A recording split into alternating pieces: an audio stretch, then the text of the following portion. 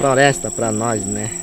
Tem muitos remédios para curar as doenças. Aí nós queremos a nossa floresta fica mesmo jeito, a nossa terra, viver tranquilo.